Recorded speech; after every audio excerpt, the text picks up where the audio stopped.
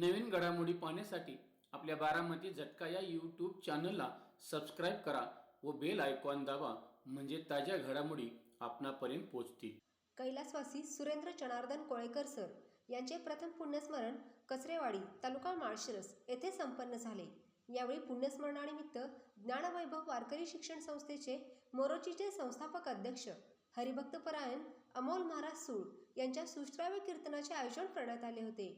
यावेळी कीर्तनानंतर आरती, पुष्पवृष्टी व महाप्रसादाचे आयोजन देखील करण्यात आले होते. यावेळी सुप्रसिद्ध कीर्तनकार हरिभक्तपरायण अमोल महाराज सूळ यांनी आपल्या कीर्तनामधून कैलासवासी सुरेंद्र कोळेकर सर यांच्या स्वभावाविषयी, त्यांच्या अंगी असणाऱ्या गुणवैशिष्ट्यांविषयी सांगितले. यावेळी सामाजिक, राजकीय, शैक्षणिक, कला आणि क्रीडा क्षेत्रातील मान्यवरांसह नातेवाईक, मित्रपरिवार व ग्रामस्थ मोठ्या संख्येने उपस्थित होते. अतिशय सुश्राव्य अशा कीर्तनाने सुप्रसिद्ध कीर्तनकार हरिभक्तपरायण अमोल महाराज सूळ यांनी श्रोत्यांना मंत्रमुग्ध केले होते. अनेक दाखले देत समाज प्रबोधनपर कीर्तन संपन्न झाले. अतिशय सुश्राव्य असे कीर्तन संपन्न झाल्यानंतर आरती करून पुष्पवृष्टी करण्यात आली. त्यानंतर उपस्थित सर्वांनी महाप्रसादाचा लाभ घेतला. तर पाहूयात आपण सुप्रसिद्ध कीर्तनकार हरिभक्तपरायण अमोल महाराज सूळ यांचे सुश्राव्य कीर्तन.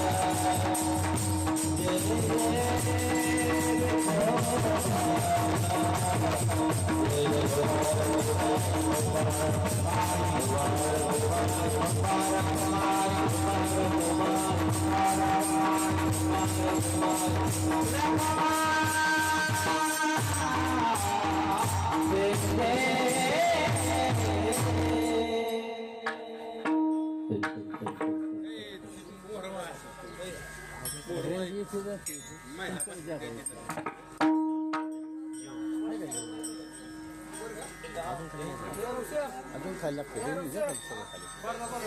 येऊ द्या खाली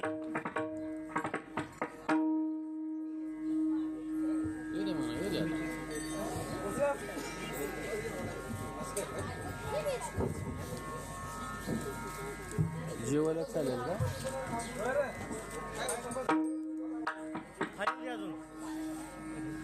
तुम्ही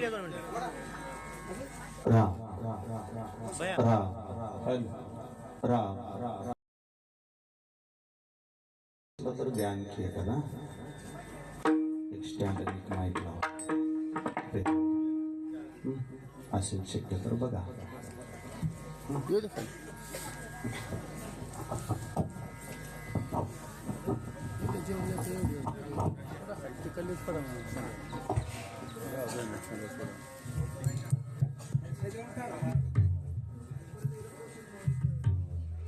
head head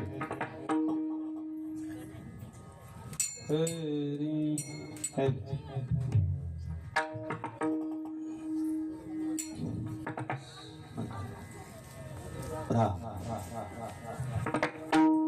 Ram Krishna Hari Hari Jai Jai Ram Krishna Hari Hari Jai Ram Hari Hari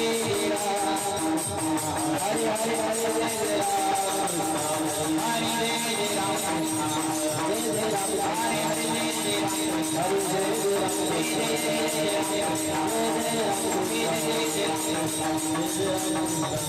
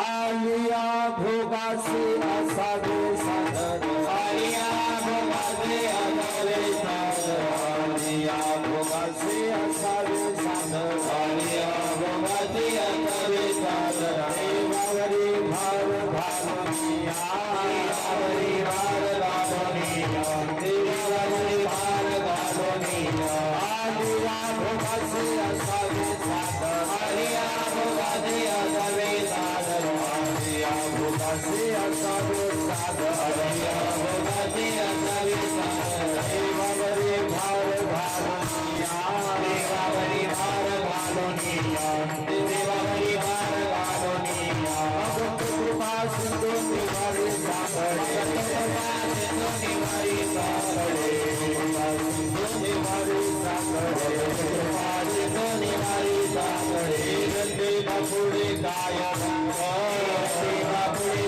गाय रंग हे रंगे बापुडे गाय रंग हरिया पुटे दुखाची आराध हरिया पुटे दुखाची आराध हरिया पुटे दुखाची आराध हरिया पुटे दुखाची आराध शरण दिवासी दाता भले देवासी दाता भले शरण देवासी दाता भले भगत कृपा सिंधू निवारी सागर भगत कृपा सिंधू निवारी सागर कृपा सिंधू निवारी सागर कृपा सिंधू निवारी सागर रति बापुड़ी गाय रंग रति बापुड़ी गाय रंग हे रति बापुड़ी गाय रंग हे कामने काय मोहे क्या करिता काय मोहे क्या करिता मने मोहे काय क्या करिता हवे काय क्या करिता तावा तो आता विश्वकर तावा तो आता विश्वकर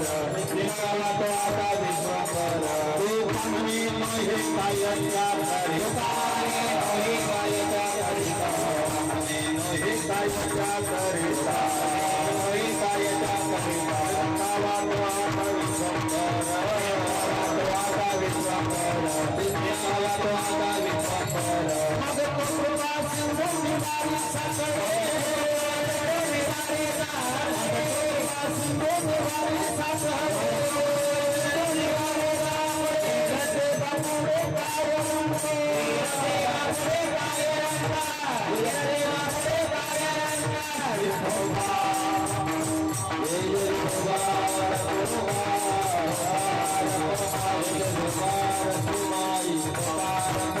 ये विठोबा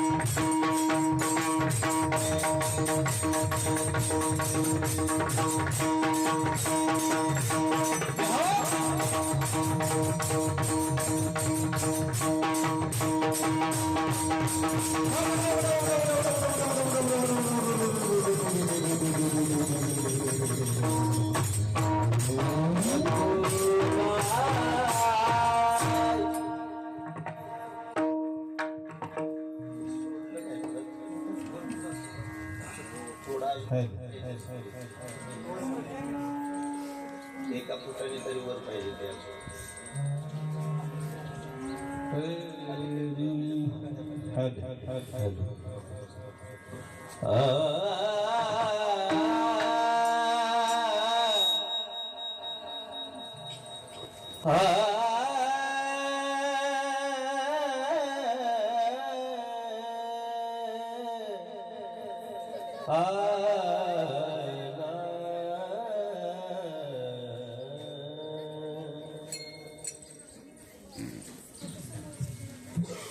आलिया भोगासी असावे सादर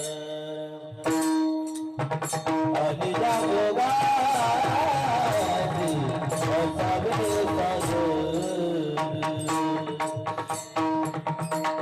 भोगासी असावे सादर आलिया भोगासी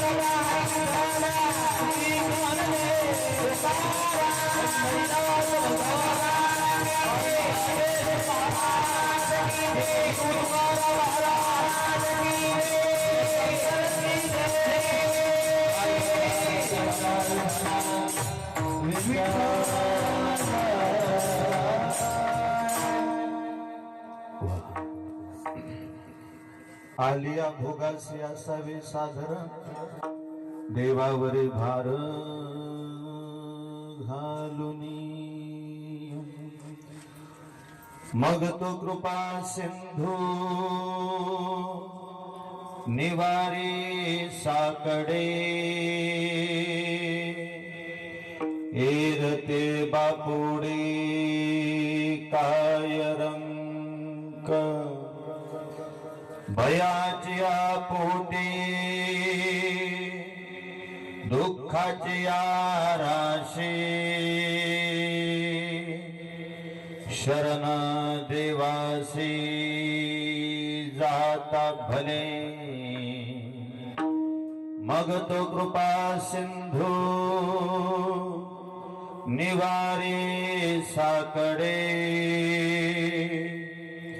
एरते बापुडे काय रंक तुका म्हणे काय नोहे त्या करिता चिंता वातो आता विश्वंभर मग तो कृपा सिंधू निवारी साकडे एरते बापुडे काय रंक वक्रतुंड महाकाय सूर्यकोटी समप्रभ निर्विघ्नं कुरु मे देव सर्वकार्येषु सर्वदा महायोगपीठे तटे भीमरथं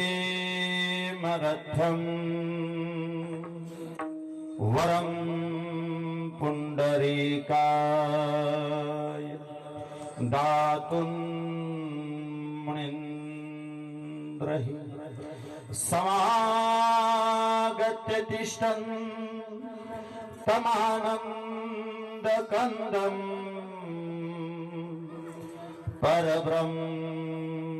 परब्रह्मलिङ्गम् भजे पांडुरंगम् पांडुरंगा करू प्रथम नमन दुसरे चरण संताच्या त्यांच्या कृपादाने कथेचा विस्तारो बाबाजी सद्गुरु दास तुका जयाचा जने जन्म नामार्थ झाला जयाने सदावास नामात केला जयाच्या मुखे सर्वदा नाम कीर्ती नमस्कार त्या ब्रह्म चैतन्य मूर्ती मस्तके माया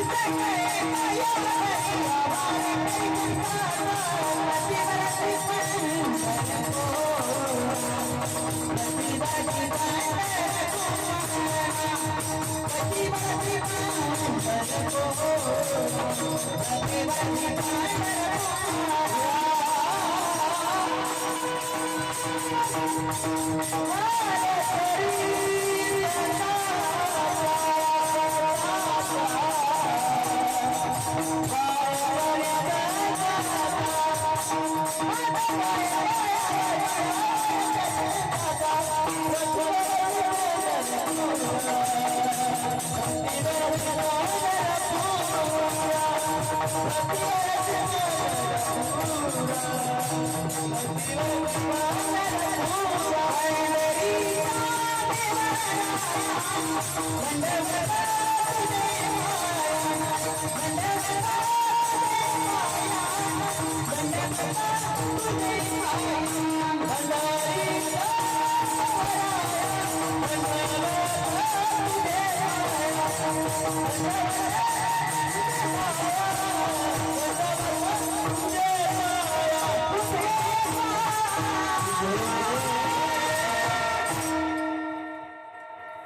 पंढरीच्या देवराया दंडवत तुझे पाया आलिया भोगासी असावे सादर देवावरी भार घालून मग तो कृपा सिंधू निवारी साकडे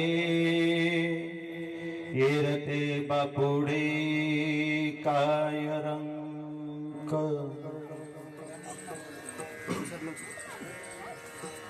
काय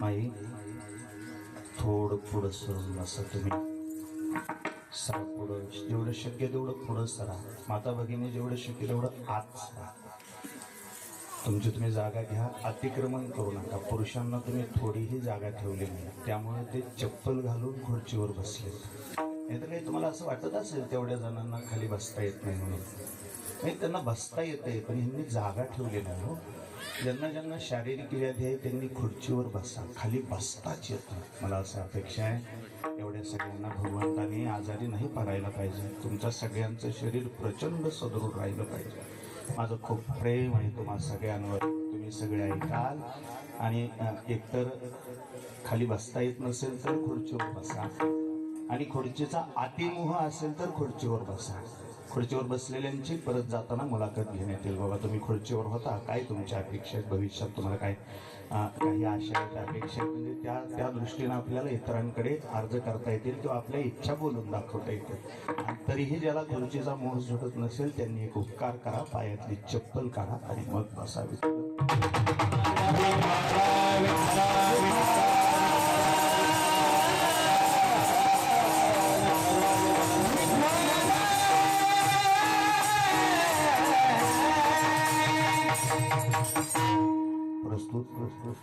प्राप्त प्रसंगी कीर्तनरूपी सेवेसाठी थोडा एको कमी करा अतिशय सुंदर सिस्टम लागली कीर्तनरूपी सेवेसाठी निवडलेला अभंग गायलेला अभंग उच्चारलेला अभंग अखंड महाराष्ट्राचा विचार करता अखंड विश्वाचा विचार करता या विश्वातील एक अधिकार संपन्न संत मुळात संत म्हटलं की त्याच्यापुढे विशेषत्वाने अधिकार संपन्न हा शब्द जोडावाच लागत नाही या महाराष्ट्राच्या मातीमध्ये जेवढे म्हणून संत झाले सगळेच्या सगळे संत अधिकार संपन्न ज्याचा त्याचा अधिकार वेगळा आहे ज्याचं त्याचं अधिष्ठान वेगळं आहे ज्याचं त्याचं कार्यकर्तृत्व वेगळं आहे ज्ञान म्हटलं की ज्ञानोबा आठवतात शांती म्हटलं की नाथबाबा आठवतात भक्ती म्हटलं की संत श्रेष्ठ नामदेवराय आठवतात आणि वैराग्य म्हटलं की जगद्गुरु तुकोबराय आठवतात त्यातही अतिशय बारकाईनं आणि शांतपणे ऐका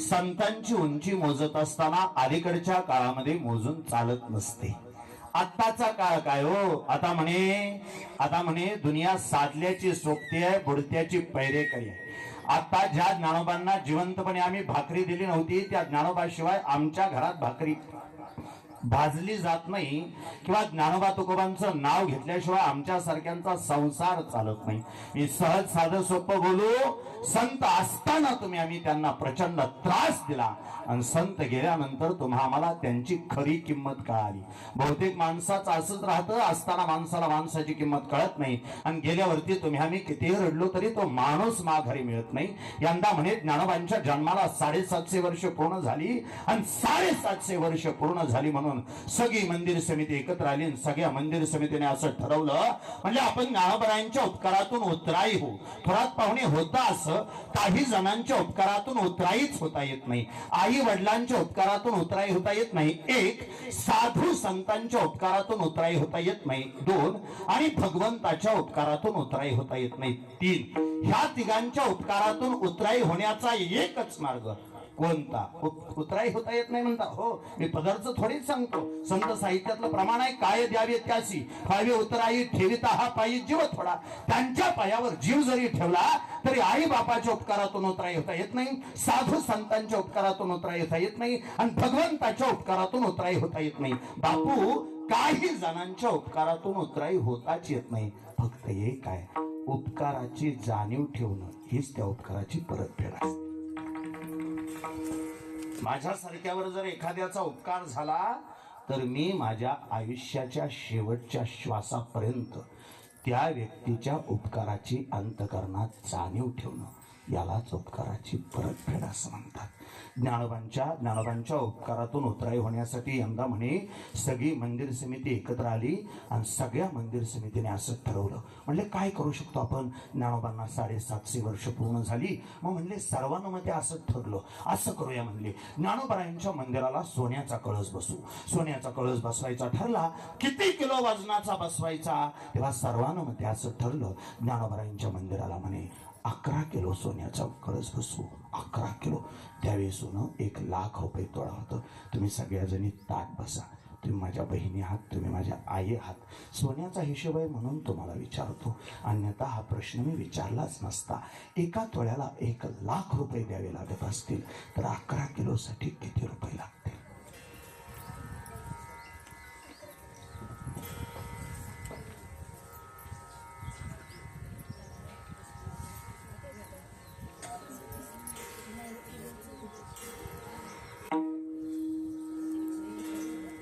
त्यांचं चाललंय तोपर्यंत आपल्यात हिशोब करण्याचा प्रयत्न तुम्ही थांबू नका.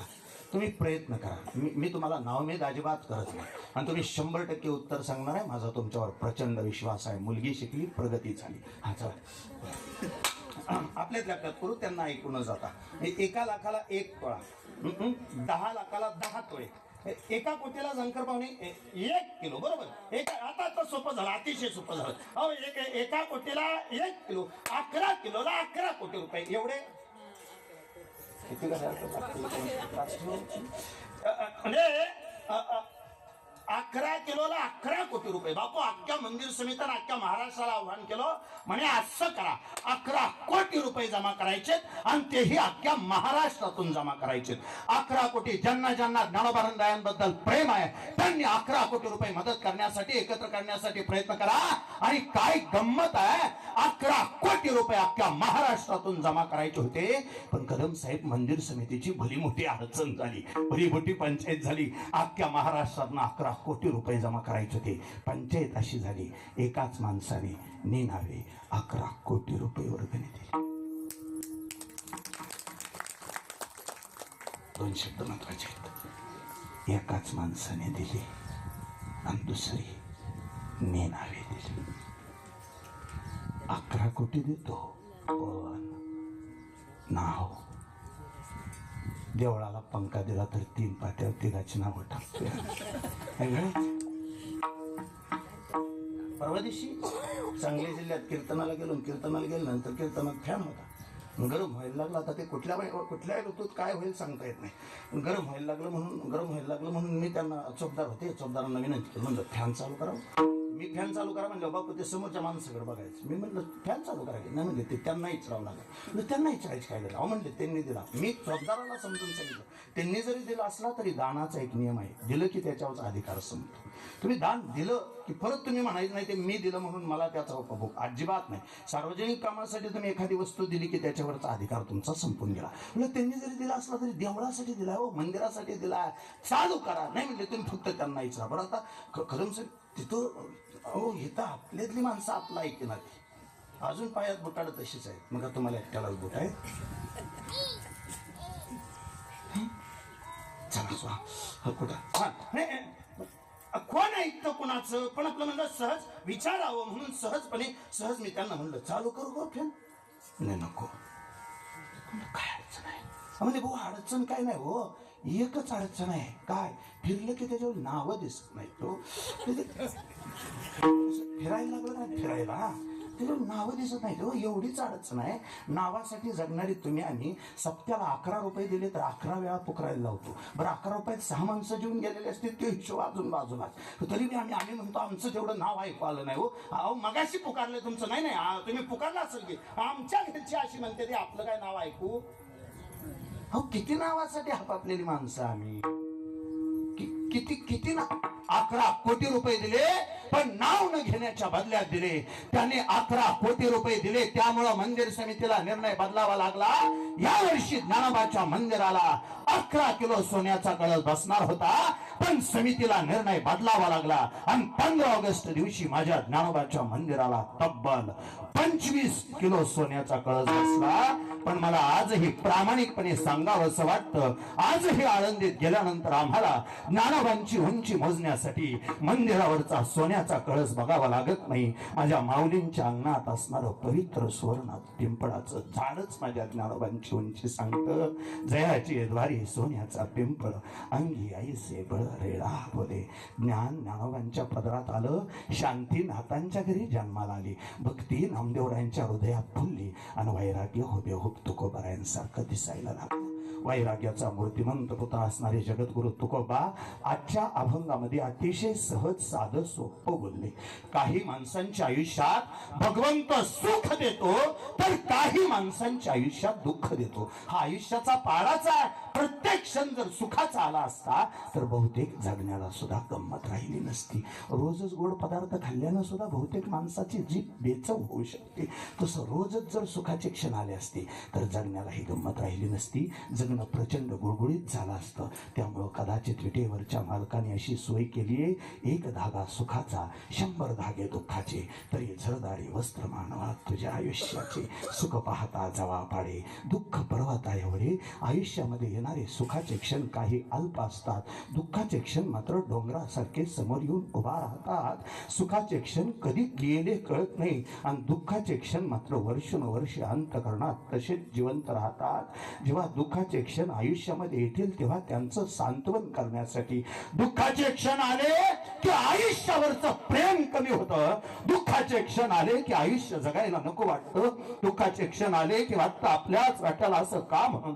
तुकोबा त्या दिवशी कीर्तनात उभा राहिले, गळ्यामध्ये विना अडकवला, हातात चिपळ्या घेतल्या, भगवंताचं नामस्मरण सुरू झालं, रामकृष्णारीचं भजन झालं. रामकृष्णारीचं भजन झाल्यानंतर तुकोबांनी सगळ्या लोकांकडे नजर टाकली. दररोज कीर्तनाला एक येणारी बिचारी मात्र आज कीर्तनाला आली नव्हती.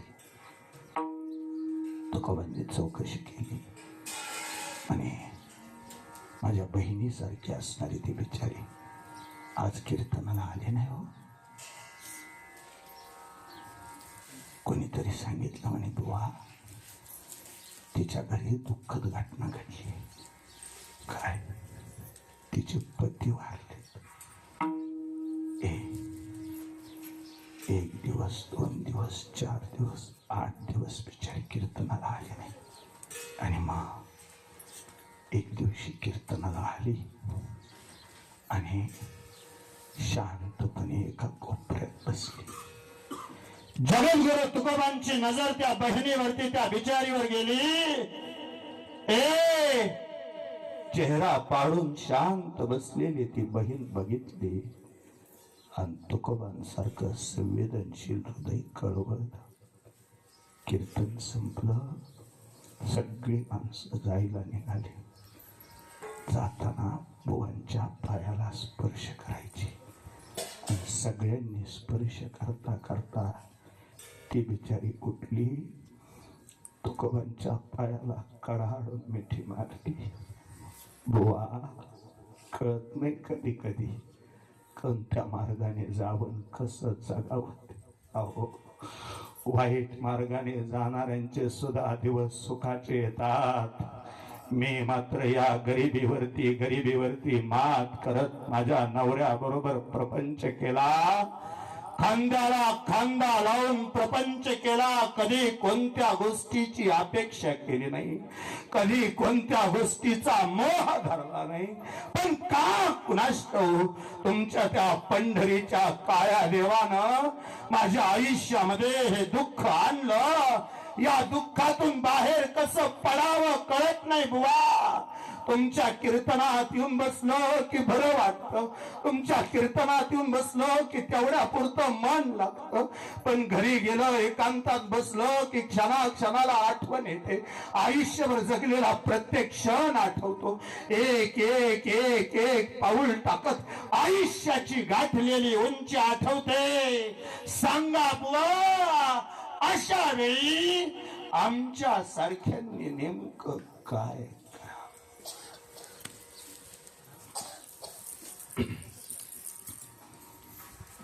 डबाबत्या डोळ्याने बुवांनी तिच्याकडे बघितलं आणि तिला सांगितलं, माय, हे माणसाचं आयुष्य असतं ग, काही क्षण सुखाचे घालवायला लावतं, काही क्षण दुःखाचे घालवायला लावतं. आयुष्यात कधी एखादा क्षण दुःखाचा आला तर मनाची समजूत घालत असताना मनाला हे सांगावं लागतं, आलिया भोगासी असावे सादर. एखाद्या वेळी आपला काही दोष नसताना आपल्याला एखादा भोग भोगावा लागतो. आपला काही दोष नसताना एखादा भोग आपल्या वाट्याला येतो, पण आपण त्या भगवंताच्या हातातली कठपुतली, आपण त्या भगवंताच्या त्या हातातली बाहुली, म्हणून आपण सदैव सगळ्या भोगासाठी तयार राहावं. चांगला आला तर उपभोग घ्यावा आणि दुःखाचा आला तर तो भोगावा. आलिया भोगासी असावे सादर. काय करावं त्याच्यासाठी हा प्रपंच स्वतःच्या हातात घेऊन चाललं. तो विटेवरचा मालक बहुतेक तटस्थपणे बघत उभा राहतो. त्यापेक्षा तुका म्हणे घालू तयावरे भार, वाहू हा संसार देवापायी. तुका म्हणे भार घातलिया वरी, होईल कैवारी नारायण या न्यायानं. या आयुष्याचा भार त्याच्यावरती घालावा. एकदा का त्याच्यावरती भार घातला की मग तो कृपा सिंधू निवारी साकडे, एरते बापुडे काय रंक. एकदा त्याच्यावरती भार घातला की तो आयुष्यातल्या सगळ्या संकटात तुमच्या पाठीशी उभा राहतो. तुमच्या आयुष्याला काही दुःख येतील, पण लक्षात ठेवा, त्या दुःखात जर घाबरून गेला तर बहुतेक दुःखाची तीव्रता वाढत जाईल. भयाची या पोटी दुःखाची या राशी. दुःख येत नाही असं नाही. एका देवाचा जन्म राजवाड्यात झाला, पण त्याला सबंध आयुष्य जंगलात जगावं लागलं. त्याला राम म्हणा. एकाचा जन्म होताना तुरुंगात झाला, पण आयुष्यभर आई बापाला सोडून जगावं लागलं. त्याला कृष्ण म्हणा. ज्ञानोबरायांसारख्यांना सुद्धा समाजाने प्रचंड त्रास दिला. वेळ प्रसंगी पोटाला भाकरी न खाता पाणी पिऊन निमूटपणे झोपावं लागतं. त्यांना माऊली म्हणा.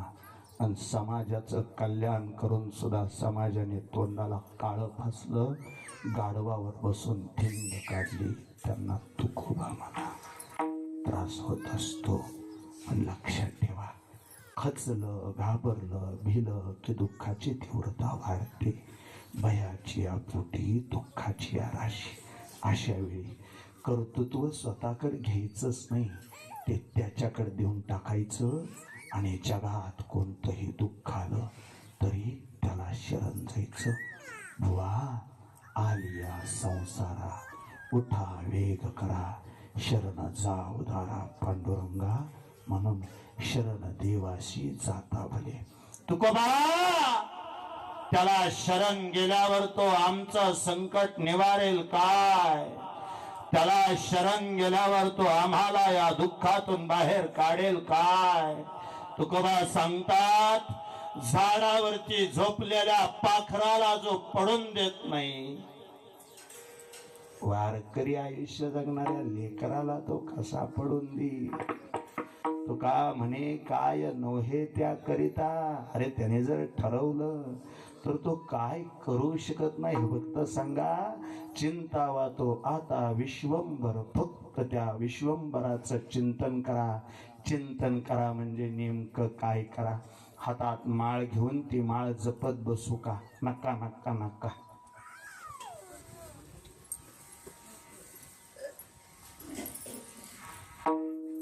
हा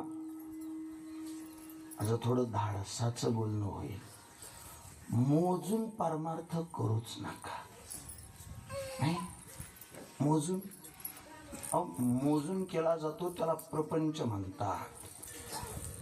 मोजून केला जातो त्याला प्रपंच म्हणतात.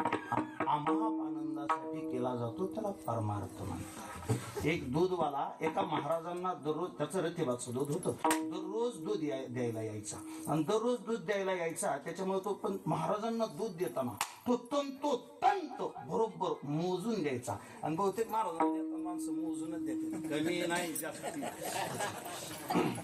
मी त्या दुधाबद्दल चालय, हा दुधाबद्दल चालय बापू. हा ते बरोबर ते देताना मोजून द्यायचं, मोजून दूध द्यायचं. आणि झालं असं ते महाराज एक दिवशी असे माळ जपत होते.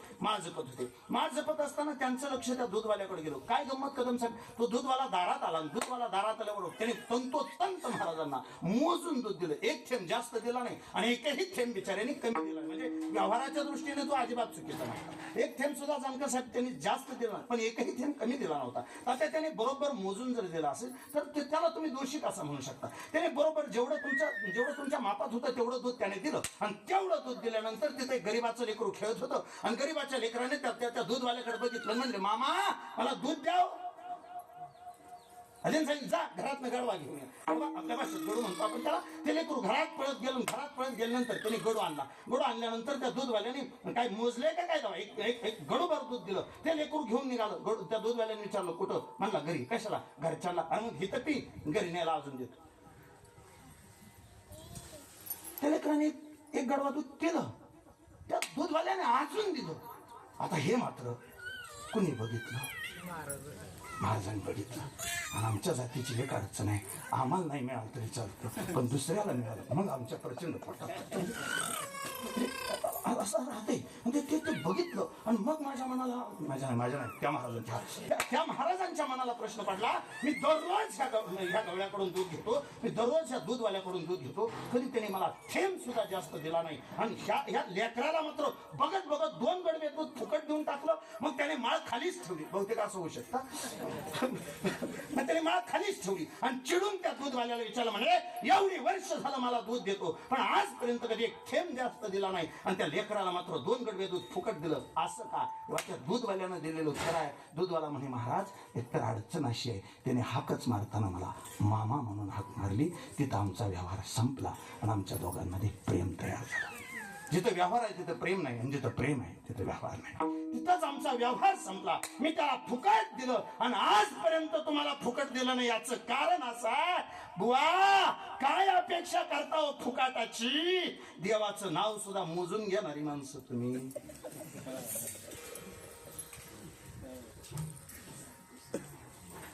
जुन्या काळातले महाराज असं मोजून घ्यायचे, आता आम्ही असं मोज. एवढाच फरक आहे. हे कट झालं तर बघा, लाईव्ह नाही ना, लाईव्ह आहे का? विठ्ठल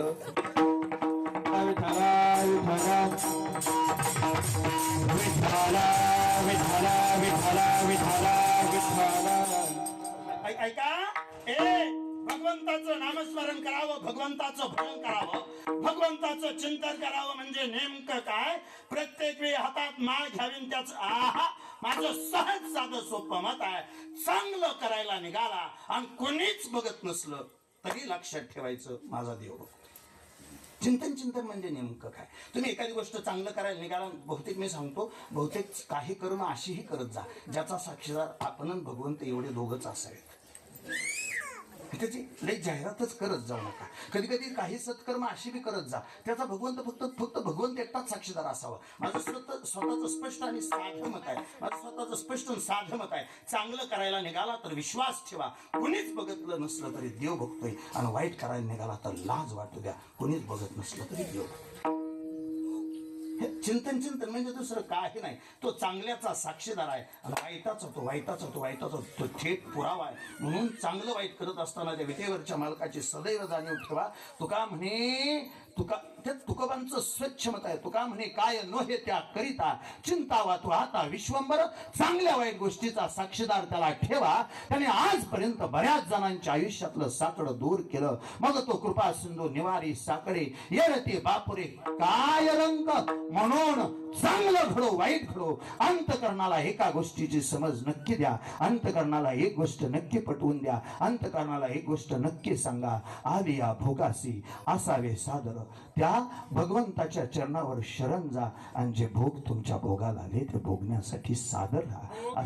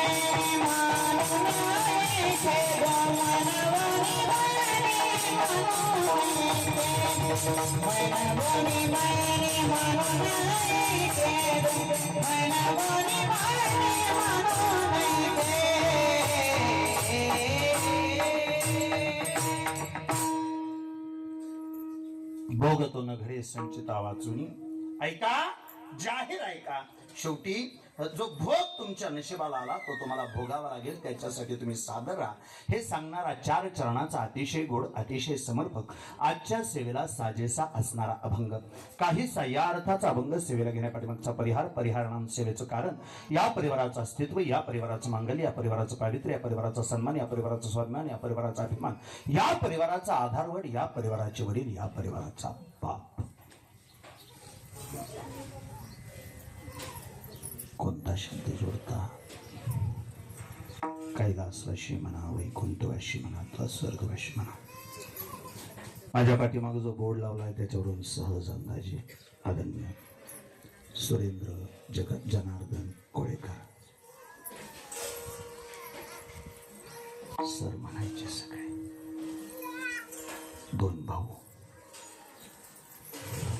आदरणीय संजयजी आदरणीय अजय कुमारजी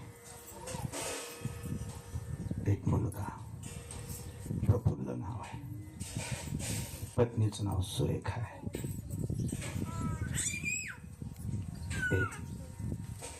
सुनबाईंचं नाव सुप्रिया आहे 2 नाती एकीच नाव हितांशी आणि एकीच नाव हिंदवी माऊलीवर थोडं शांत आहे तसा हा कोळेकर परिवार नांदलचा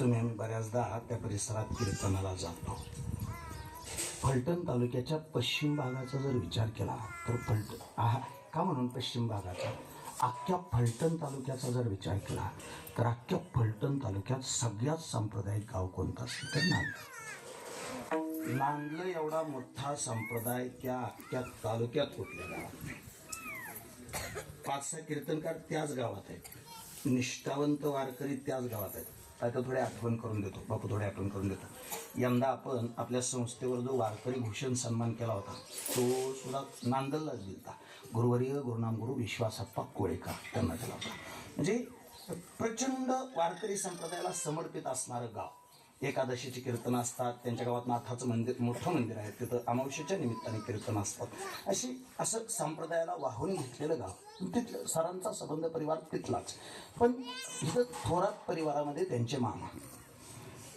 आणि सरांचं बीएड पूर्ण झालं आणि बीएड पूर्ण झाल्यानंतर नोकरीच्या निमित्ताने ते माळशिरसला आले आदरणीय भाऊंच्या सर्गीनं त्यांच्या परिचयानं नोकरी लागली प्रचंड दारिद्र्य विषय ते लेकरू थोडं शांत करावं ज्यांचं असेल तरी त्याचं थोडा विक्षेप होतं ऐका विशाल बुवा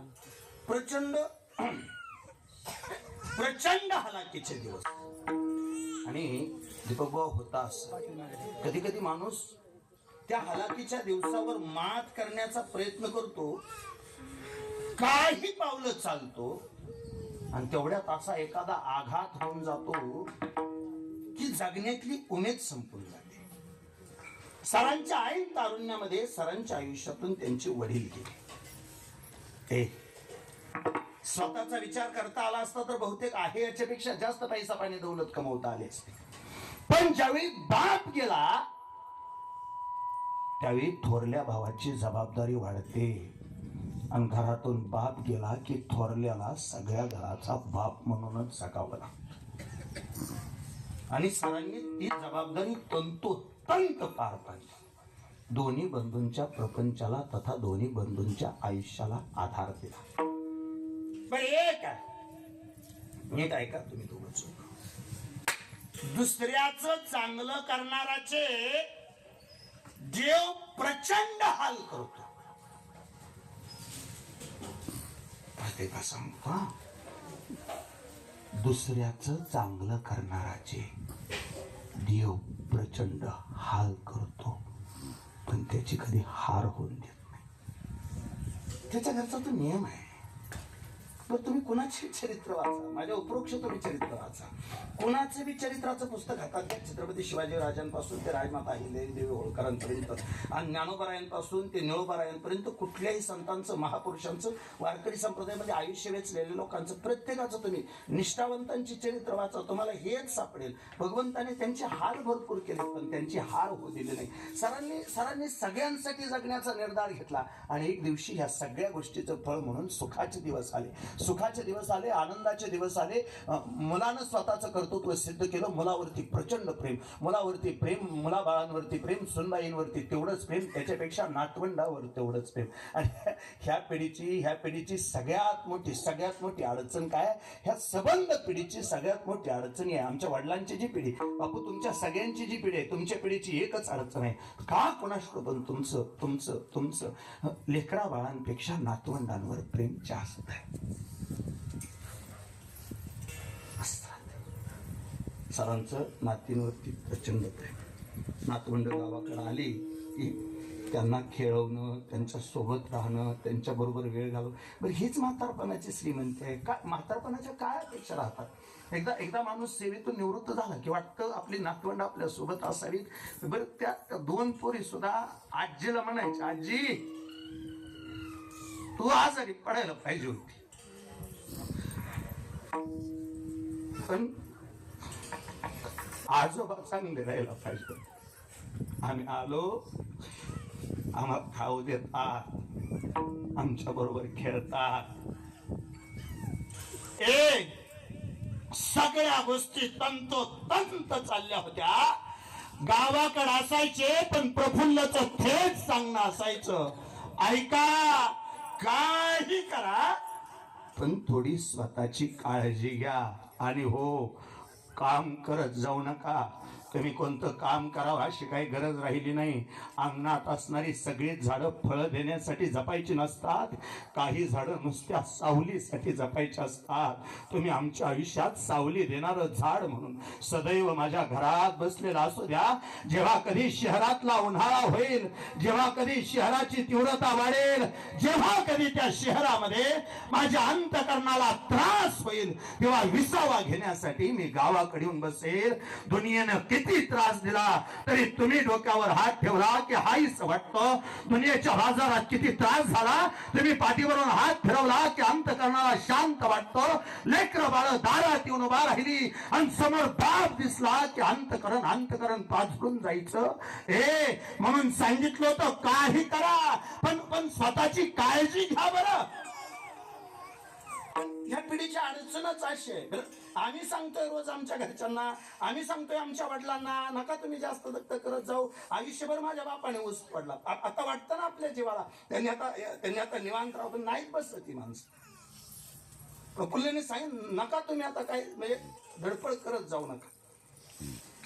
विशाल बुवा एक दिवशी कुऱ्हाड घेतली, काही गरज नसताना लाकडं फोडायला गेली. काहीच गरज. मी म्हणतो ना, ते म्हातारपण जागेवर बसूनच देत नाही. लाकडं फोडायला गेले. लाकडं फोडता फोडता दम भरला, हृदयाचा त्रास होता आणि तेच एक निमित्त झालं आणि एका क्षणार्धात होत्याचं नव्हतं झालं. आयुष्यातून बाप नावाचा तो डोंगर निघून गेला. बाप नावाचं मायेचं चंद्र हरवलं. येतो अजून येतो गावाला, पण आता येताना त्याला गावी यावं लागतं. अगोदर घर कसं सजवलेलं नीटनेटकं ठेवलेलं, आता आल्यावर अगोदर ते घर झाडून घ्यावं लागतं. घर झाडावं तर ह्याची अडचण नाही, पण घर झाडता झाडता वाकलेल्या अवस्थेत डोळ्याला कधी पाणी आलं, पाण्याने कधी फरशी ओली जाते कळतच नाही. हो, तुम्ही अजून असायला पाहिजे होता. तुम्ही आमच्या घराची शोभा होता, तुम्ही आमच्या घराचं वैभव होता. नाही, ह्या मातीत पाय ठेवण्या पाठीमागचं तुम्ही एकमेव कारण होता. भगवंता, काही दिवस तो बाप आमच्या जवळ असायला पाहिजे होता, पण का कुणास ठाऊक तो वैऱ्यासारखा वागला रे. देवा तुझा माझा काय मेरा काय,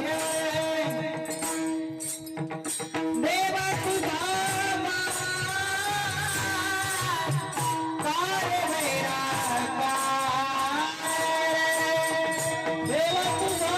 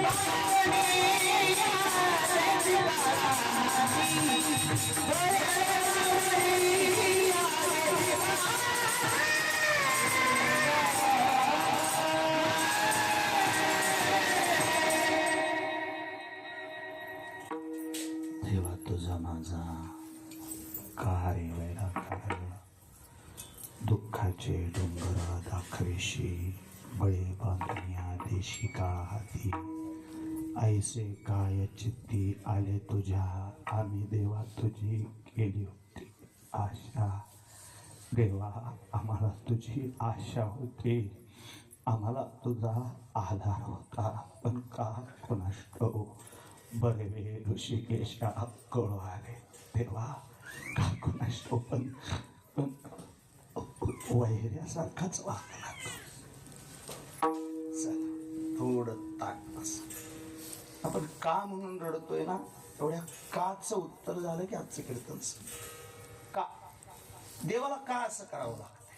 मी बोलतो थोडं शांत. तोही शंकर पाहुणे, तोही काही गोष्टीनं बांधला गेलाय हो. कोण? देव. निश्चित बांधला गेलाय. नाहीतर कसं त्याने असं, त्याला माहिती आहे ना, हा सूर्य सकाळी उगवला संध्याकाळी मावळला तर त्याला प्रकृती म्हणतात. सकाळी उगवलेला सूर्य जर संध्याकाळी मावळला तर त्याला प्रकृती म्हणतात. पण सकाळी उगवलेला सूर्य जर भर दुपारी मावळत विकृती म्हणतात. असं कसं शक्य होईल देवा? म्हणजे एखाद्याचं सबंध आयुष्य जगून झालं आणि उतार वयामध्ये त्यांनी देह ठेवला. आम्ही रोज तेच म्हणतो की देवा, ते मृत्यूबद्दल आमची शंका नाही. तुझ्या सबंध ह्या दुनिया चालवण्याचं जे व्यवस्थापन आहे, दुनिया चालवण्याचं जे मॅनेजमेंट आहे, त्यातला सगळ्यात मूळ धागा आहे मृत्यूच आला नसता तर नवीन जन्माला आलेल्या माणसांना जागा सापडली नसती. जर सृष्टी निर्माण झाल्यापासून सगळीच माणसं आजपर्यंत जिवंत राहिली असती तर कदाचित तुम्हाला आम्हाला पाय ठेवायला सुद्धा जागा राहिली नसती. म्हणजे आम्ही तुझ्या मृत्यूबद्दल आम्हाला शंका आहे भगवंता. माणसं मारतोय ह्याच्याबद्दल आम्हाला शंका आहे. आम्हाला माहिती आहे ना, पिकलेलं फळ पडलं तरच त्याचा फायदा आहे. पिकलेलं फळ झाडालाच राहिलं तर त्याचा फायदा आहे का? पडलं तर फायदा, पिकलेलं पडावंच लागेल तर त्याचा फायदा आहे. म्हणजे आयुष्याच्या एका टप्प्यावरती माणसाला जग सोडून जावंच लागेल. आमची अडचण पिकलेल्या फळांबद्दल नाही, तुझी अशी कच्ची फळ पाडतोय त्याच्याबद्दल आमची. हे असं का देवा? का म्हणून तो थोडं सोपं बोलतो. आता ते आपल्या परिसरात कुठं रेल्वेचं काम झालेलं मला दिसलं नाही. पण तुम्ही थोडे जाणकार, माझ्यापेक्षा वयानं ज्ञानानं अधिकारानं मोठी माणसा, 2 शब्द बोलता येतात म्हणून मी उभा राहिलो, नाही तर माझ्यापेक्षा प्रचंड मोठे तुम्ही ज्ञानी आहात. मी बरेच दिवस झालं बापू असं रेल्वे वगैरे बघितली की रेल्वेच्या रुळाकडे बघताना माझ्या मनाला एक प्रश्न पडतो आणि बरेच दिवस झालं मी त्याचं उत्तर शोधत होतो. मी विचारत होतो नेमकं विचारावं कुणाला, ज्यांना विचारावं आपल्याला त्यांच्याकडून प्रेमाचं उत्तर मिळेल अशी माणसं भेटत होती. आज बरोबर तुम्ही तिघं ब्रह्मा विष्णू महेशासारखे माझ्या समोर बसला, 1 2 3 आणि माझ्यापेक्षा तिघं जाणकार आहात याची मला प्रचंड खात्री आहे. म्हणून तुम्हा तिघांकडे बघून मला एक सोपा प्रश्न विचारावा असा वाटतो. ते रेल्वे रुळाकडे बघितलं की मला प्रश्न पडायचा, रेल्वेकडे बघितलं की मला प्रश्न. काल परवा आम्ही त्या ह्याला कीर्तनाला गेलो होतो, तांबेवाडीला, त्या साखरवाडीच्या, जिंतीच्या आणि साखरवाडीच्या मध्ये तांबे वस्ती आहे, तिथं कीर्तनाला केलं कालचं कीर्तन. आणि जाताना बघा त्या फलटणच्या तिथं, फलटणच्या खालच्या बाजूला रेल्वे आणून थांबवली त्यांनी, बंद आहे ती पण आहे रेल्वे एक उभा राहिलेली. ती बघितली तेव्हापासून माझ्या मनाची तीव्रता आणखी वाढली, नाही शंका वाढत गेली माझ्या मनात. कुणाला तरी विचारावं याच्यापेक्षा आता आपल्या माणसांना विचारावं म्हणून तुम्हाला तिघांना प्रश्न विचारतो. मला तेव्हापासून प्रश्न पडलाय की रेल्वे चालू झाल्यानंतर किती वर्षांनी त्यांनी रूळ हाताळले असतील? म्हणजे रेल्वे चालू झाल्यावर 1-2 वर्षांनी का रेल्वे चालू झाल्यावर 3 वर्ष?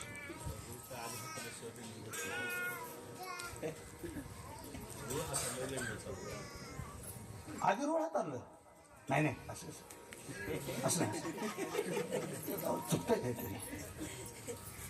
आधी रेल्वे आली असेल मग त्यांनी रूळ हाताळले असतील, बघितलं असेल काय कसं. आता वाहनं फिरता येतील मग रस्ता वाटत आहे की.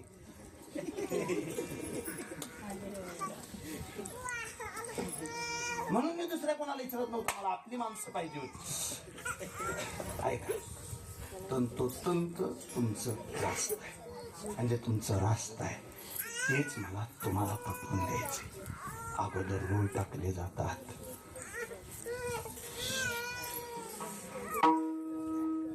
तेवढंच पटवून द्यायचंय. जानकर पाहुणे, आजच्या कीर्तनाचं सगळ्यात महत्वाचं उत्तर तुम्हीच दिलं, जे मला सगळ्यांना समजून सांगायचंय. अगोदर रूळ टाकले जातात आणि मग रेल्वे चालते. हा देह जन्माला येण्या अगोदर भगवंताने प्रारब्ध नावाचे रूळ अंतरले. आणि समजा रेल्वे चालवणारा हुशार आहे, समजा रेल्वे चालवणारा सामर्थ्यशाली आहे, समजा रेल्वे चालवणारा तुमच्या भाषेत प्रचंड ब्रिलियंट आहे.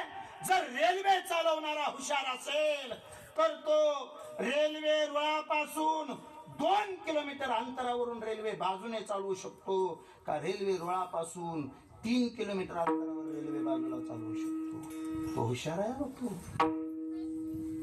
त्याची ज्ञानेश्वरी पाठ आहे, दुनियेचा व्यवहार त्याला माहिती आहे. किती हुशार असला तरी जसे रेल्वेचे रूळ अंतरले त्याला रेल्वे तशी चालवावी लागते. तुम्ही आम्ही आयुष्यात कोणत्याही उंचीवर पोहोचलो तरी जसे भगवंताने प्रारब्धाचे रूळ अंतरून ठेवलेत तुम्हाला आम्हाला तसाच प्रवास करावा लागतो. एक दिवशी हा प्रवास करता करता आयुष्याचं तिकीट संपून जातं. ते कोणत्या वयाला संपेल सांगता येत नाही. काही जणांचं तिकीट लहान वयात संपून जातं, काही जणांचं तिकीट तारुण्यात संपून जातं. सरांसारखं काही जणांचं तिकीट आयुष्याच्या उतार वयाच्या सुरुवातीला संपून जातं आणि काही जणांचं तिकीट वार्धक्याला संपून जातं. पण प्रवासाचा नियम आहे, ज्याचं तिकीट संपलं त्याला उतरावं लागतं. हे मात्र निश्चित. आपल्याला कितीही थांबावं वाटलं, आपल्याला कितीही इथं माया वाटली. 100 रुपयाची नोट पडली तर माणूस दिवसभर जेवत नाही. 100 रुपयाची नोट पडली तर माणूस दिवसभर जेवत नाही. हाडाची काढं रक्ताचं पाणी करून उभा केलेला प्रपंच आणि एवढी सोन्यासारखी लेकरं सोडून जाताना सहजासहजी जावं वाटत असं हे जावं वाटत. पण तुम्ही आम्ही कवितेवरचा मालक सुद्धा प्रारब्धाच्याच आधी नाही. प्रारब्धाच्या पुढे त्याला काही करता येत नाही. मग झाला असं शांत बारकाई नाही का कवितेवरच्या मालकाच्या बाबतीत विचार करता. कोळेकर पाहुणे, जेव्हा हा देह गर्भात होता, थोडं शांत आहे का, जेव्हा हा देह गर्भात होता, गर्भात असताना याला प्रचंड यातना झाल्या, प्रचंड दुःख झालं. आणि ह्याची गंमत अशी आहे, ह्याला दुःख झालं की देव आठवतो. ही पहिल्यापासूनची सवय आहे. सुखात असताना ह्याला सहजासहजी देव आठवत नाही, पण ह्याची पहिल्यापासूनची सवय अशी आहे, दुःख झालं ह्याला पहिल्यांदा देव आठवतो. आणखी एक धाडसाने बोलतो, दुःख झालं की त्याला देव आठवतो. किंवा दुःखात जर तुम्हाला पहिल्यांदा आठवतो त्याला तुमचा देवच म्हणा. दुःखाचा माणूस बी असू शकतो. दुःख झाल्या झाल्या आपण गाडीवरून पडल्या आपल्याला एखादा माणूस आठवला, समजायचं आपल्यासाठी देव. असं असतं ना, आपल्याला कधी कधी बघा एखाद्या वेळेला अडचण येते, अडचण आली, अडचणीच्या वेळेला आपण बऱ्याच जणांचा विचार करतो, पण त्याही वेळी एखाद्याबद्दल ठाम विश्वास वाटतो, हा आपल्याला ह्या अडचणीतून बाहेरच काढणार. ज्याच्याबद्दल असा ठाम विश्वास वाटतो तो तुमचा देव आहे. ही देवाची पहिल्यापासूनची तीच सवय आहे.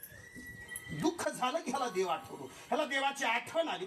ज्या क्षणाला ह्याला देवाची आठवण आली, ह्याने देवाची आठवण काढली, देवाला विनंती केली, गर्भातली यातना सहन झाली नाहीत म्हणून एक वेळ करी या दुःखावे देवा फक्त एकदाच मला ह्या दुःखापासून वेगळं कर. देव म्हणे केलं असतं बाबा वेगळं, पण माझी एक अडचण आहे, मी फुकट कोणाला काही देत नाही, मी घेशी तेव्हा देशी, हा माझा स्वभाव आहे.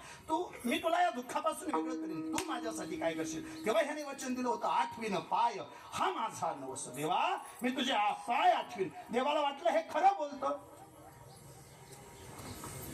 म्हणून देवाने जन्म दिला, देवे दिला देह भजना गोमटा. किंवा देवाने देत असताना दिले इंद्रिय, दिले हात, दिले पाय, दिले कान, दिले मुख, दिले वचन. कशासाठी दिले इंद्रिय, हात, पाय, कान, डोळे, मुख, बोलाया वचन. जेणे तू जोडशी नारायण, भगवंताला आपण जोडून ठेवावं याच्यासाठी देवाने देह दिला, त्याला इंद्रिय दिले, हात, पाय, कान, डोळे, मुख सगळं दिलं. देवाला वाटलं हा माझं भजन करेल, म्हणून देवाने जन्माला घातला. ज्या क्षणाला देवाने जन्माला घातला त्या क्षणाला ह्याची नीतिमत्ता बदलली आणि भगवंताबद्दल असणारी आसक्ती का कोणाष्टो कमी व्हायला लागली. आणि म्हणून की काय देवाने ह्याला भगवंताची पुन्हा पुन्हा आठवण व्हावी म्हणून भगवंताने देवाने ह्याला 4 गरजा दिल्या. देवाने 4 दिल्या. आम्ही शिकलो, सुशिक्षित झालो, प्रगती केली आणि 4 गरजाच्या आम्ही 6 केल्या.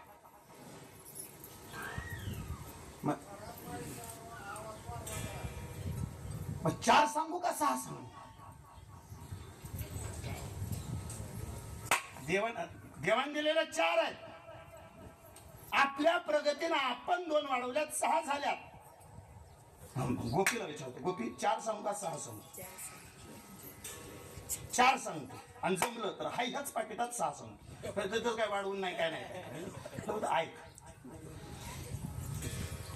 4 सांगतो. देवानं 4 दिल्या. आहार, भय, निद्रा, मैथुन, हे 4. आपल्या प्रगतीने आपण 6 केल्या. ऐकायच्या, ऐका. आहार, भय, निद्रा, मैथुन, मोबाईल आणि त्याचा एक 4.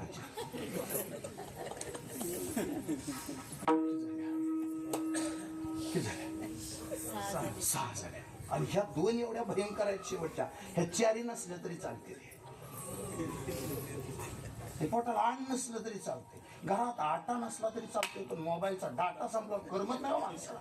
नाही दिवस करमत नाही. 1.5 GB डाटा संपवणं ही माझी नैतिक जबाबदारी आहे, आणि तो संपल्याशिवाय मला का कोण असतो पण हे करमतच नाही. असं राहतं माझं. म्हणजे 4 गरजा सांगतो, थोडं शांत आहे. ऐकणारी माणसं, तुम्ही पुढे बसलेले नाही ऐकलं तरी माझं पुरेस होईल. ऐकणारी माणसं म्हणून थोडं बोलतो. आहार प्रत्येकाला गरजेचा आहे, कुणाला गरजेचा नाही. शास्त्रातलं प्रमाण आहे, संत साहित्यातलं प्रमाण आहे. जरी झाला संन्याशी माध्यान्नाशी तोंडवाशी, बुवा जरी झाला तरी सूर्य माथ्यावर आला की त्याला भूक लागते. म्हणे आमचं महाराज काहीच खात नाही, तर नुसतं फळ खातात, शेलक खातात.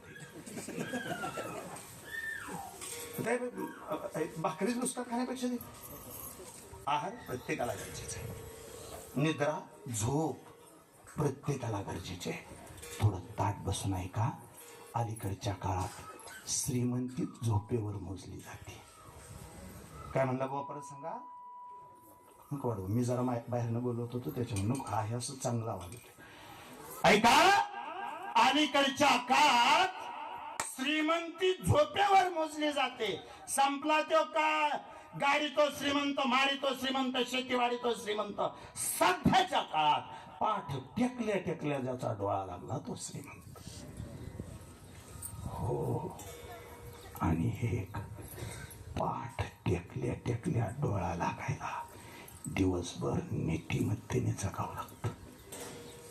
ते काही कुठल्या औषधाने होत नाही, ते कुठल्या उपचाराने होत नाही, त्याचं कुठल्याच डॉक्टरकडे औषध नाही. काही जण कमवताना 2 नंबरचं कमवतात आणि घर बांधताना वास्तुशास्त्राच्या नियमानुसार बांधतात. नाही, मग वास्तुशास्त्रज्ञ बोलवला जातो, सांगितलं जातं आग्नेयची दिशा आग्नेय म्हणून आग्नेयला किचन असावं, देवाची दिशा ईशान्य म्हणून ईशान्येला देवघर असावं. असे सगळे वास्तुशास्त्राचे नियम पाळले जातात. भला मोठा बंगला बांधला जातो, अंतरी भल्या मोठ्या बंगल्यात राहून सुद्धा ती माणसं रडत आयुष्य जगतात. हो, स्वतःच्या मनाला विचार करतात, काय चुकलं असेल बरं. आग्नेयची दिशा आग्नेय, बरोबर किचन आग्नेयला बांधलं. देवाची दिशा ईशान्य, देवघर ईशान्येला केलं, तरी सुद्धा घरात सुख शांती समाधान नाही. थोडं माफी मागून बोलतो, वास्तुशास्त्राचा एखादा नियम चुकला असता तरी चालला असतं. फक्त माझ्या जगद्गुरु तुकोबांचा एक नियम लक्षात ठेवायला पाहिजे होता, जोडोनिया धन उत्तम व्यवहारे, उदास विचारे वेच करी. पाठ टेकल्या डोळा लागायला प्रचंड नीतिमत्तेने जगावं लागतं, प्रचंड प्रामाणिकपणे जगावं लागतं. पहिली गरज आहे आहार, दुसरी गरज आहे निद्रा, तिसरी गरज आहे मैथुन. या विषयावर बोलावं एवढी माझी उंची नाही, तेवढा माझा अधिकार नाही. संप्रदायातली थोर मोठी माणसं या विषयाला सहज हाताळू शकतात. माझ्या अज्ञानामुळं कदाचित हा किचकट विषय माझ्याकडून तेवढ्या चांगल्या पद्धतीनं सांगता यायचा नाही. विषय नाजूक असल्या कारणे एखादा दुसरा शब्द इकडे तिकडे गेला तरी माझ्यासारख्याला पाप लागेल. पण हा विषय फक्त गरजेचा म्हणून मी बाजूला ठेवतो. आहार, भय, निद्रा ह्या 3 गरजा, आहार, निद्रा, झोप आणि मैथुन ह्या 3 गरजा. आणि 4थी जीवाची गरज आहे ती म्हणजे भय, भीती. हो, प्रचंड भीतीने माणूस जगतो. आणि असं आधांतरी बोलत बसण्यापेक्षा दीपक बुवा भीतीचे हे काही नियम सांगतो फक्त आहे का. पहिला नियम, जो रोगी आहे त्याला भोगाची भीती आहे. जो रोगी आहे त्याला भोगाची भीती आहे. जो सुंदर आहे त्याला वार्धक्याची भीती आहे. जो श्रीमंत आहे त्याला राजाची भीती आहे. जो कुलवान आहे त्याला कलंकाची भीती आहे. आणि जो जिवंत आहे त्याला मृत्यूची भीती आहे. किती सांगितले. रोगी असणाऱ्याला भोगाची भीती आहेच आहे. हो, आणि प्रचंड घाबरलेत माणसं सध्या. तुम्ही सकाळी लवकर जर एखाद्या प्रवासाला निघाला, एक 6-6:30च्या आधाराने घर सोडलं तर 6-6:30च्या आधाराने घर सोडलं की मग तुमच्या लक्षात येतं रस्त्याला बऱ्याच जणांची गर्दी असते, बरेच जण पळत असतात. कशामुळं त्याची अडचण अशी होते. कशासाठी पळतात माणसं? पोटासाठी पळतात हो. नाही, त्या पोटाची गंमत अशी आहे, पोटाचे प्रश्न सोडवता सोडवता सुटलेल्या पोटाचा प्रश्न निर्माण होतो आणि तो सोडवायला पळावं लागतं.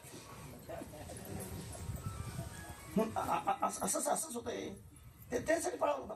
घाबरलेत म्हणूनच पळतायत, भीतीपोटी पळतायत. ते काय एवढ्या पाठ उठावं पळत सुटावं अशी काही त्यांना गरज नव्हती. पण पाठीमागल्या काही दिवसापूर्वी त्यांना असं व्हायला लागलं, एक 4-4:30च्या सुमाराला प्रचंड भूक लागायला लागली. त्याचबरोबर घाम यायला लागला. मग घाम आला की माणसं घाबरतात. घाम आला म्हणून ते बनकर डॉक्टरांकडे गेले किंवा मग इनामदार डॉक्टरांकडे गेले. डॉक्टरांच्या पुढे बसले. म्हणजे डॉक्टर प्रचंड पैसा आहे, किती पैसा खर्च होता, पण आता अलीकडे असं व्हायला लागलं. म्हणजे काय व्हायला लागलं, असं 4-4:30च्या सुमाराला प्रचंड भूक लागते आणि घाम जास्त येतोय, थोडं अंधुक दिसतंय. डॉक्टरांनी काही तपासणी केल्या आणि डॉक्टर म्हणजे अभिनंदन, तुमची निवड झाली. म्हणजे कशासाठी? तुम्हाला साखर आहे.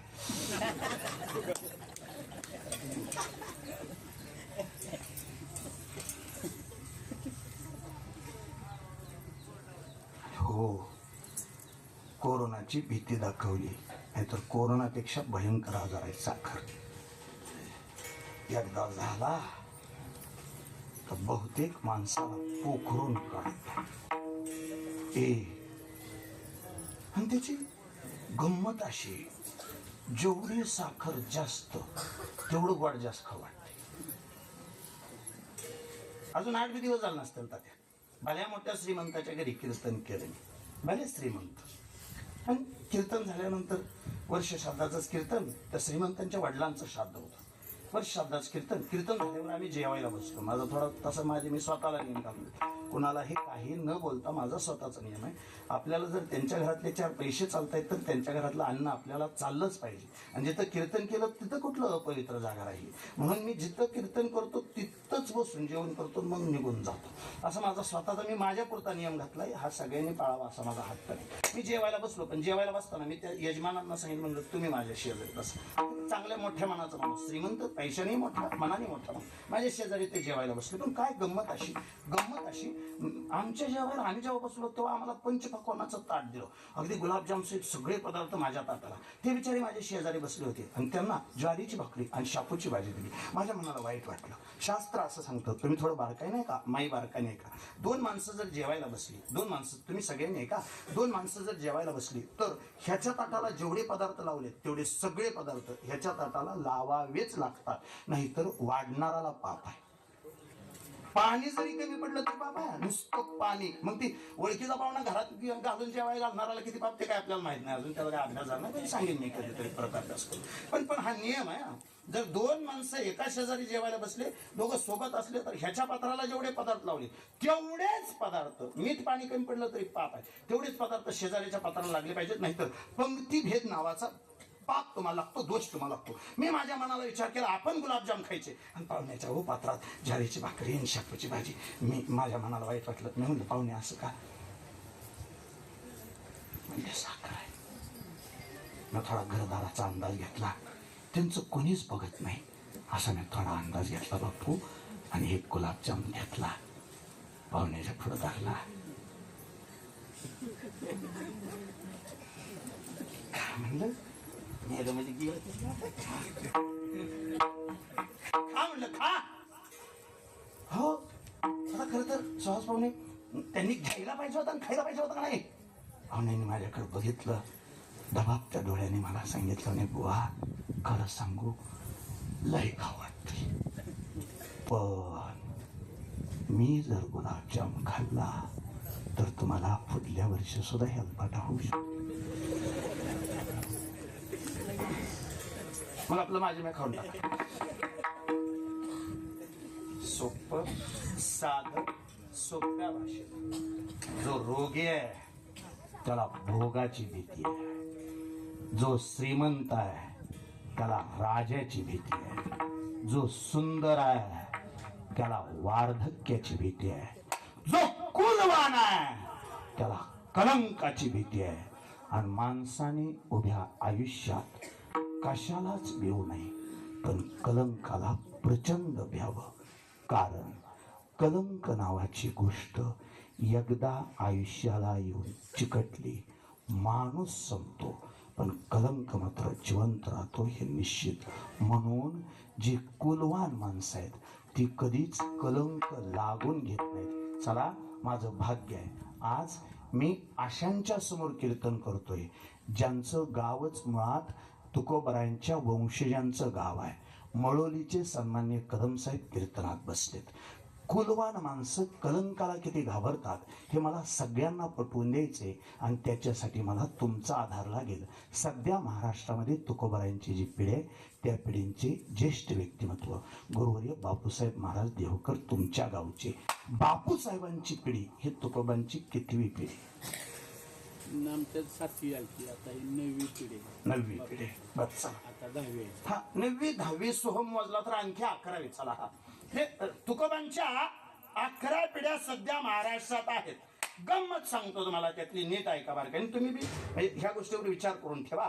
आता लातूरला एक कार्यक्रम होणार आहे. लातूरला ज्ञानोबारायांचा जन्मशताब्दी महोत्सव होतोय आणि त्यानिमित्तानं लातूरला असा कार्यक्रम होतोय. त्या कार्यक्रमात 1 लाख वाचक वाचायला बसणार आहेत. 1 लाख माणसं वाचायला बसणार आहेत. 1 लाख वाचक वाचायला बसणार आहेत. 750 ज्ञानेश्वर टाळ घेऊन उभा राहणार आहेत.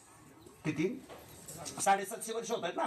750 ज्ञानेश्वर टाळ घेऊन उभा राहणार आहेत. 750 नामदेव टाळ घेऊन उभा राहणार आहेत. 750 एकनाथ टाळ घेऊन उभा राहणार आहेत आणि 750 तुकाराम टाळ घेऊन उभा राहणार आहेत. आता नीट आहे का बापू? 750 तुकाराम टाळ घेऊन उभा राहणार आहेत. पण तुकाराम हे नाव असणारा एकही माणूस त्यांच्या परंपरेतून उभा राहणार नाही. तेव्हा मात्र त्यांच्या वंशजांना प्रश्न विचारण्यात आला, तुकारामांनंतर तुमच्या पिढीत कुणाचंच नाव तुकाराम नाही. नीट आठवाय. त्यांना विचारण्यात आलं, अख्ख्या महाराष्ट्रातून 750 तुकाराम टाळ घेऊन उभा राहतील पण तुमच्या पिढीतला एकही तुकाराम तिथं उभा राहू शकत नाही. ह्याचं कारण काय? तेव्हा त्यांच्या पिढीतल्या वंशजांनी दिलेलं उत्तर आहे, ह्याचं एकच कारण आहे. आमच्या पिढीत एकच तुकाराम झाला जो प्रचंड निष्कलंक आयुष्य जगला. पुन्हा आमच्यामुळं त्या नावाला कलंक लागू नये. आम्ही कुणाचंच नाव तुकाराम ठेवत. जे रोग आहेत त्याने भोगाला भ्यावं, श्रीमंत आहेत त्याने राजाला भ्यावं, सुंदर आहेत त्याने वार्धक्याला भ्यावं, कुलवान आहेत त्याने कलंकाला भ्यावं, आणि जे जिवंत आहेत त्याने नेहमी मृत्यूला भ्यावं. हा मृत्यू कधी कोणत्या मार्गानं तुमच्या वाट्याला येईल सांगता येत नाही. त्याचा मार्ग कोणता येईल सांगता येत नाही. मृत्यू येणार आहे हे जर अंतिम असेल, मृत्यू वाट्याला येणार आहे हे जर अंतिम असेल तर मृत्यू सुधारण्यासाठी एक करावं लागेल. मृत्यूच्या अगोदर येतो त्याला कर्म म्हणा. आणि कर्माच्या बाबतीत विचार करता त्याचे 3 प्रकार पडतात. कर्माच्या बाबतीत विचार करता त्याचे 3 प्रकार पडतात. क्रियामान कर्म, संचित कर्म, प्रारब्ध कर्म. आता क्रियामान कर्म, संचित कर्म, प्रारब्ध कर्म ह्या सगळ्यांचा विचार मांडायला मला बराच वेळ लागेल. त्यापेक्षा सहज साधं सोपं सांगतो. महाराजांनी मागाशी जे प्रमाण दिलं होतं ते प्रमाण असं होतं, भोग कोण घडे संचिता वाचुनी. बुवा, आयुष्यात एखादा भोग भोगायला लागला तर समजून घ्या आपलं पाठीमागं काहीतरी चुकलं होतं. समजून घ्या आपला काहीतरी दोष होता. राजा दशरथाला 4 लेकरं असताना सुद्धा मरताना एकही जवळ राहिलं नव्हतं. श्रावणबाळाच्या आईबापाने शाप दिलता. सीतेला एवढं सगळं सुंदर आयुष्य जगून सुद्धा सीतेला रावणाने पळवून नेलं. अहो, जेव्हा राम आणि लक्ष्मण तिथं त्या समुद्राच्या शेजारी जाऊन उभा राहिले, रामाने समुद्राला वाट मागितली. पण समुद्र त्या बाजूला तोंड करून उभा राहिला. देत नाही म्हणजे वाट तुला. लाज वाटते म्हणजे तुला माझ्या पुढातला म्हणून घ्यायची. कुणाला कोण? समुद्र म्हणे लाज वाटते मला तुला माझ्या पुढातला म्हणून घ्यायची. 2 पुरुष घरात असताना तुमच्या घरातून जर स्त्री पळवून नेली असेल तर असे वंशज असण्यापेक्षा नसलेले बरे. समुद्र म्हणे कुठल्या तोंडाने मला वाट मागायला आलाय म्हणे. पण तरी सीतेला रावणाने पळवूनच नेलं. रामाला थांबवता आलं नसतं. पण त्याला माहित नव्हतं हा मारीस नावाचा राक्षस आहे ते. आमचं 2-2 आपण पाठवून आम्हाला माहिती आहे, राम माहित नसेल. त्याला माहित नव्हतं काय? त्याला तोच हे चित्रपटाचा डायरेक्टर आहे. स्क्रिप्ट त्याला अगोदरच माहिती होती. पण जी भूमिका त्याला दिली, डायरेक्टर जरी असला तरी भूमिका सोडता येत नाही. भूमिका त्याला तंतोतंत पाळावीच लागली. त्याला माहित नव्हतं काय? मग वा, जर असं होतं तर मग सीतेला ते भोगावं. विचारा ना तुम्ही जुन्या जाणत्या माणसाला, सांगतील तुम्हाला कुणीतरी. एक पोपटाचं जोडपं आहे आणि बिचारे रामकथा करत होते. पोपट होते, रामकथा, बहुतेक रामकथा पोपटच करत. चला, पोपटाचं जोडपं आहे, रामकथा करत होते. सीतेला त्यांची रामकथा भावली म्हणून सीतेने त्या जोडप्यांना सोबत आणलं आणि पिंजऱ्यात ठेवलं. ते जोडपं सीतेला सांगत होतं, आई काही कर, फक्त पिंजऱ्यात ठेवू नको. अगं आम्ही पक्षी आहे, पाखर आहे, आम्हाला मोकळ्या रानामध्ये विहार करायला प्रचंड आवडतो. तू टायमिंग दे, तू 10 ते 12 म्हणली ना, मी 10 ते 12 लिहितो. माणसं नसली संवादाला सुरू होईल एवढंच. तू वेळ दे ना आम्हाला, त्या वेळेत आम्ही येतो, तुम्ही येतात. पक्षी तुम्ही एकदा अंतात विहार करायला गेला, तुम्ही परत माघारी यायचं नाही, तुम्ही फसवणार. ते पोपट म्हणे, अगं नाही फसवत, फसवायला काय माणसं आहे आम्ही. पण सीता ऐकते काय?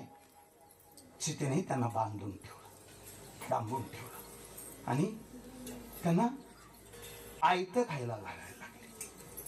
थोडं जबाबदारी नाही का? स्वाभिमानी माणसांना आयतं खाल्लेलं अन्न हे मातीमोल वाटतं.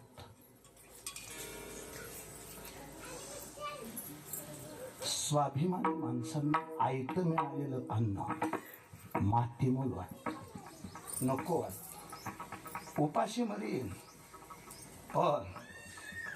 पण लाचारीचं अन्न खाणार नाही.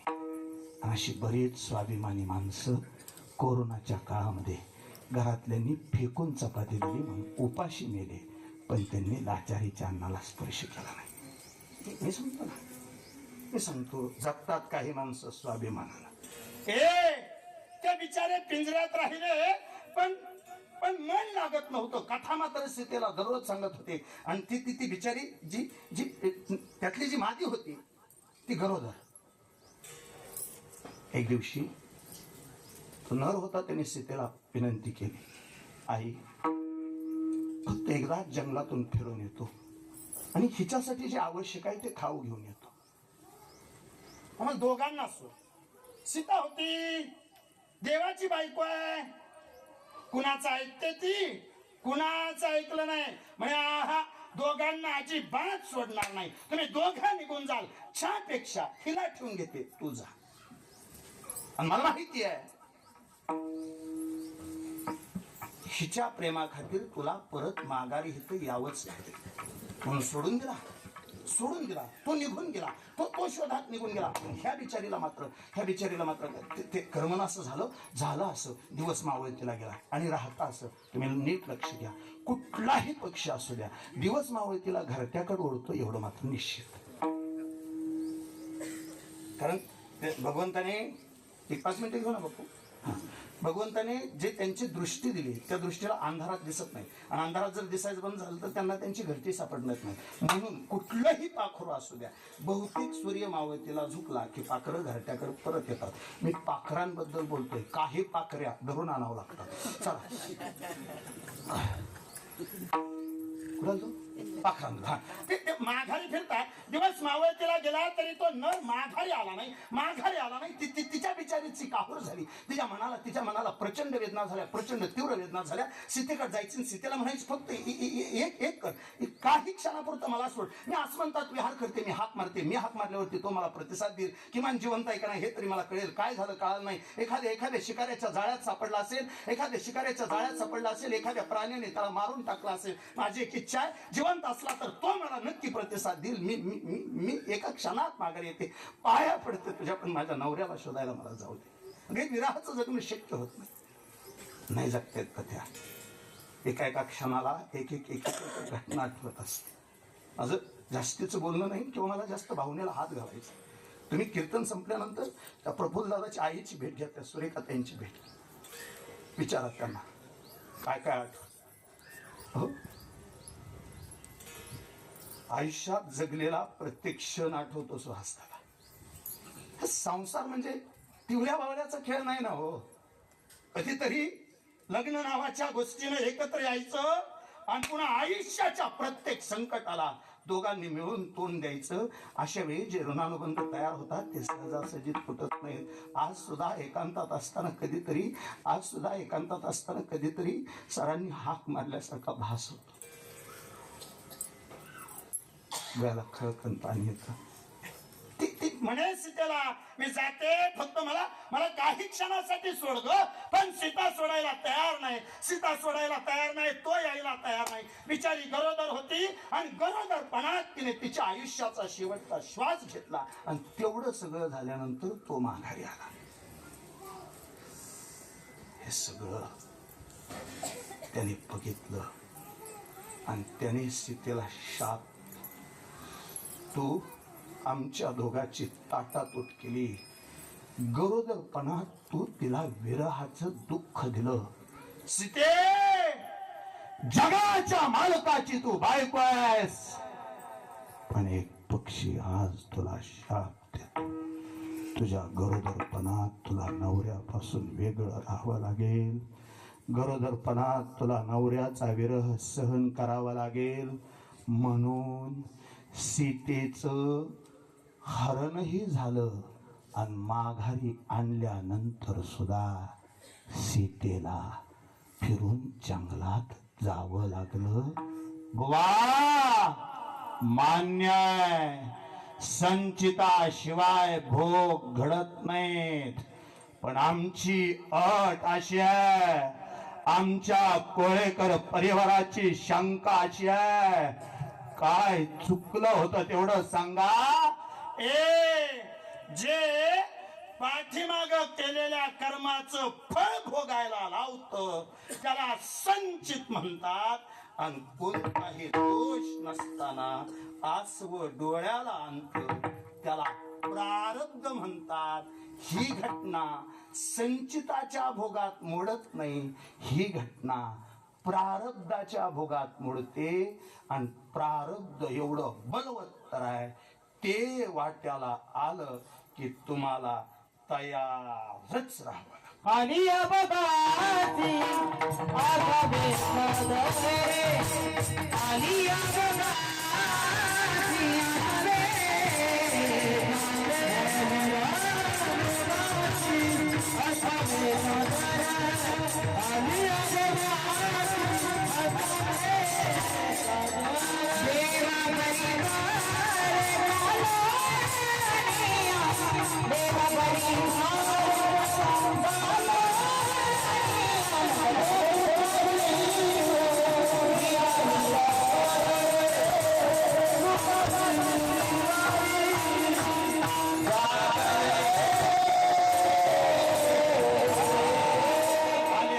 असावे सादर देवावरी भार घालून या मुक्त कृपा सिंधू निवारी साकडे येरे बापुडे काय रंग भयाची पोटी दुःखाची राशी शरण देवाची जाता भरे. असं एखादं संकट आयुष्यात आलं की मग मात्र भगवंताला शरण जावं लागतं. प्रफुल्ल दादा, तुमच्या सहित संबंध परिवाराला नम्रतेची विनंती आहे, अशा संकटात त्या विटेवरच्या मालकाला शरण जाण्यासाठी एकदा विटेवरच्या मालकाचं भजन. विठोबा रखुमाई, कुमार कुमाई, विठोबा रखुमाई, विठोबा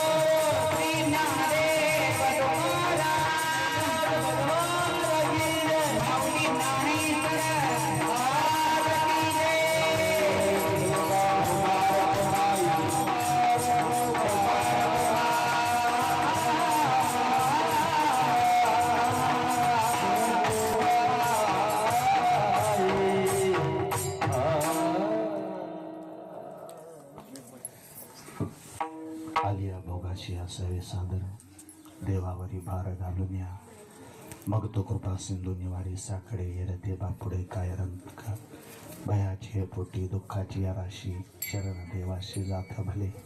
धावत्या वेगामध्ये स्पष्टीकरणासहित उच्चारासहित अभंगाच्या 3 चरणाचा अर्थ सांगून झाला. बघता बघता मला दिलेली वेळ संपून 20 मिनिटं जास्त झाली. अतिशय नम्रतापूर्वक समस्त कोळेकर परिवारानं ही सेवा माझ्यासारख्या पामराकडे दिली. पाठीमागल्या काही दिवसापूर्वी गोपीचा फोन आला आणि त्याने तारीख निश्चित करून दिली. त्याचं मनापासून आभार मानतो. थोरात परिवाराचं कोळेकर परिवाराशी असणारे ऋणानुबंध माझ्या इथं आल्यानंतर लक्षात आले. तुम्हा सगळ्यांचं अतिशय मनापासून आभार मानतो. बापू आहेत, जानकर साहेब तुम्ही आहात, आता तुम्ही आहात, माझ्यापेक्षा वयानं अधिकारानं ज्येष्ठ मंडळी आहात. निश्चित आयुष्याचा तुमचा अनुभव प्रचंड मोठा आहे. आम्ही लेकरांनी तुमच्या पुढं कीर्तनं करावीत आणि तुम्ही बसून ऐकावीत एवढं भगवंताने तुमच्याकडे अज्ञान दिलं नाही. पण हे कधीतरी लेकरांनी बोलायचं असतं आणि आईच्या अंतकरणाने ऐकायचं असतं.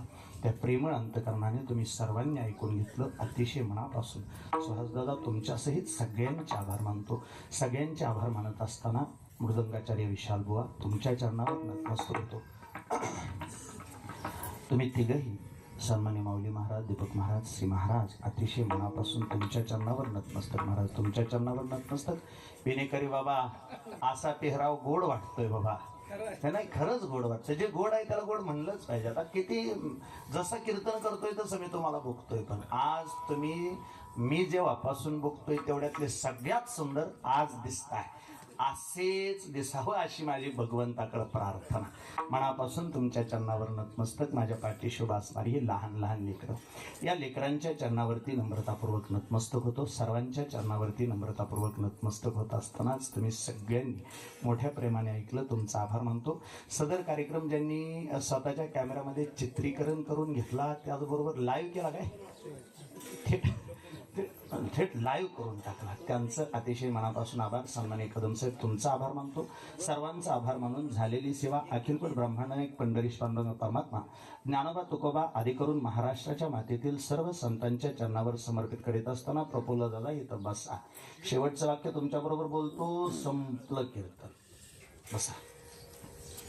आज बसा इथं तिथं बसा. आज एवढा गोड सोहळा तुम्ही आयोजित केला. एवढी माणसं आलेत. मंडप अपुरा पडून काही माणसं तिकडे बसलेत, काही जण तिथं उभा आहेत, सगळेजण इथं बसलेत. एवढं सगळं केलंय. एवढी गोड साऊंड सिस्टम, अतिशय गोड सिस्टम लावली तर दादा, अतिशय गोड, खूप भावली मला. आणि पहिल्यांदा लावली विशाल त्याने, परत त्याने बटनाला हात सुद्धा लावला नाही. म्हणजे यावरून तुझी या क्षेत्रातली अभ्यासता जाण कळते. मनापासून तुझा आभार. पांडुरंगाच्या आशीर्वादानं खूप मोठा व्हावा ही भगवंताकडे प्रार्थना. प्रफुल्ल दादा एवढं गोड नियोजन केलंय, म्हणजे कशासाठी, काय भावना आहे त्याच्या पाठीमागची? माझी खूप इच्छा होती. वडिलांची मला 61 करायची होती, पण मला करता नाही आली. माझी खूप इच्छा होती. वडिलांची मला 61 साजरी करायची होती. वयाच्या 61व्या वर्षी त्यांनी असं समोर बसावं आणि लेकराचं कौतुक असं डोळ्याने बघावं अशी तुमची इच्छा होती.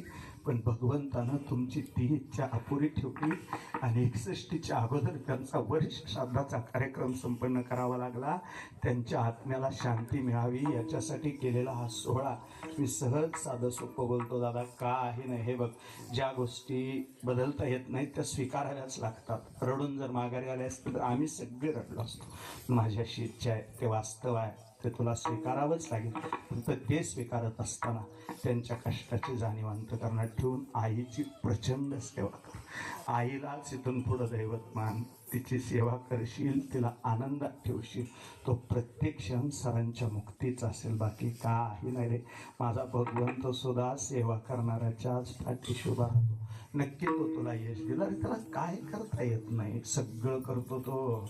तो कमने काय नोहे करीता, तो कमने काय नोहे करीता, तो कमने काय नोहे करीता, तो कमने काय नोहे करीता. बिंदा बाबा बिंदा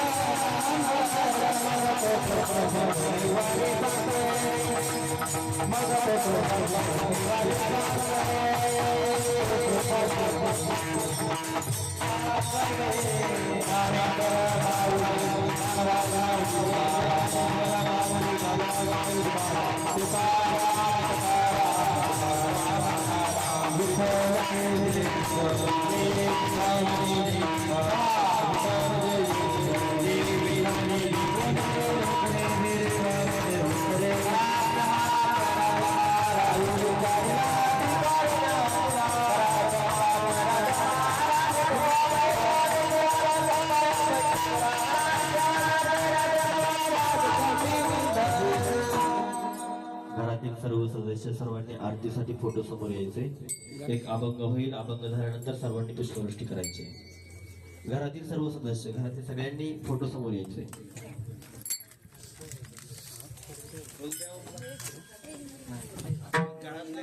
आम्ही जातो तुम्ही कृपा असू द्यावे. सांगावी विनंती माझ्यावर दादा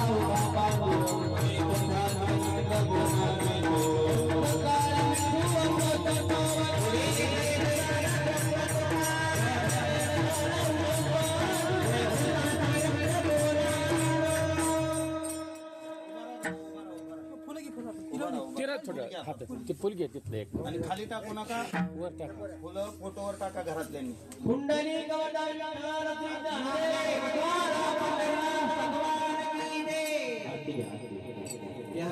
आरती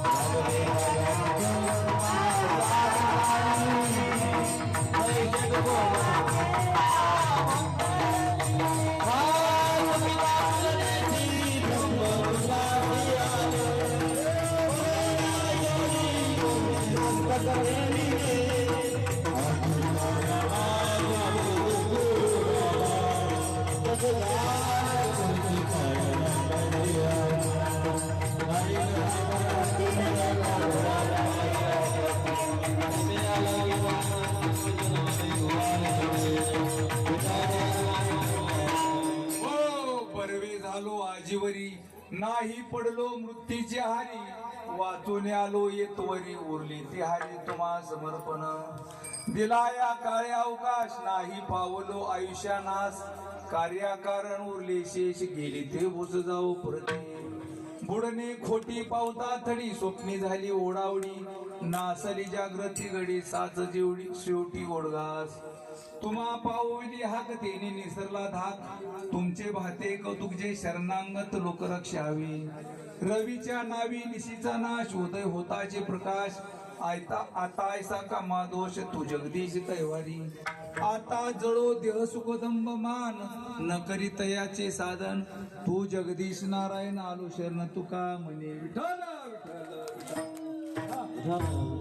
मागणे जे एक प्रती आहे दिसणे माझे पांडुरंगा, या संता असणार मी हिच्यामध्ये आणि तुझे काही तुका म्हणे आता उदाहरण होई पण ठेवी पायी संताची या संता असणार मी हिच्यामध्ये आणि तुझे काही ज्ञानदेव तुकाराम